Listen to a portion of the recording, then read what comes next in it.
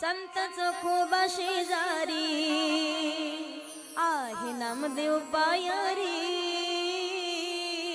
संत चोखोबा शेजारी आहे नामदेव पायारी। धनी मला हे दाखवाना विठुरायाची पंढरी।